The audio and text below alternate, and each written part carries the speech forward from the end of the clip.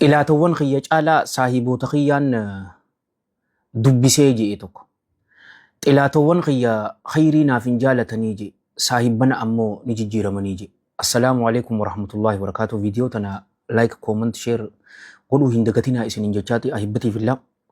Keessaawuu ormaa jaarsaa fi jaartii taatan yaada tokko akka obboleessa keessanitti yaada tokko gaarii isinii yaaduu fedha.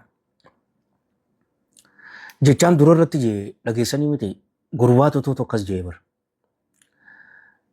Xilaatawwan kiyyarra saahibban kiyyaan dubbisee isaan kanaan qoradhee jee maaliifi jennaani xilaatawwan kiyya khayrii naaf hin fedhanii jee maaliif hamtuu akkasii ta'uu fedhan kaa xilaata nyaapha keetiimi haasidoota fuula gurraachaatiimi siif hin gammadan milkaa'uu keessiin fedhan garuu saahibban kayni jijjiiraman.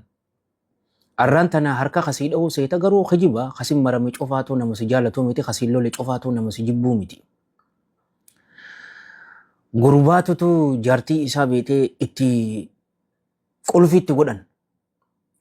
Jaartiin jaarsa shakkuu eegalte. Jaarsi isii humaa takkan goone ahibbatii fillah. Isii hin ganne innaawaa akka muslimatti nama biraatilleen fuudhaa niyyaas hin qabu inni isii waliin gammachuu jaalala ajaa'ibaa qabaaf kabajaa ajaa'ibaa qabaafi hadiyyaadhaanii isii qobsa isii qofaa miti maatii isiitillee qobsa.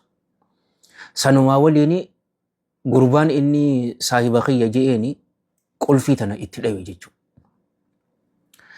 Asittuma dhaabeetiin amma seenaa biraa takka tana wajjita walitti hidhaa takka isiniima.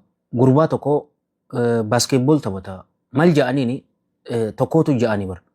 Awwar jarri warri ati tiima takka waliin taphattu kuni si arrabsanii qoosaa sitti godhanii muudii sitti qabatanii jennaanini ani eenyuutuutu mana kiyya seenaa eenyuutuutu mana kiyya hin seenneen hin beekaa jeen. Ahibbatiif illaa akkana jechuun eenyuun na jaalataa eenyuutuutu na jibbaa nin beekaa jeen. Wanti guddoonis haasawa kana amma xiqqoo kaniin akkanatti waa takkaa fi lama je'e wanni itti fadhees bakka tana. Namni lubbuu isaa beeynaan wallaahi namni biraa isa hin miidhu. Isin of beekaa ammas maaltu fidesa nama biraa abuluutu gargar nu baase. No gargar isin baasuu hin danda'u ilmi namaa.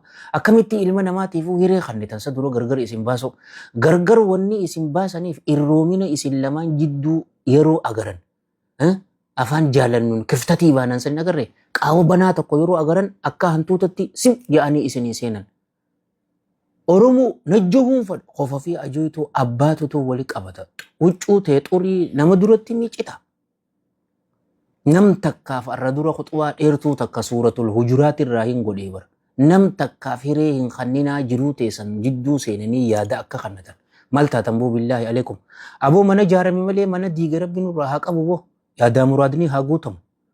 Khayrii walitti isiniif haa qabu. Haasidaa histii rabbi isinirraa haa qabu. Saayiraa siirii rabbi isinirraa haa qabu. Dhabaa fi wal dhaba rabbi isinirraa haa qabu.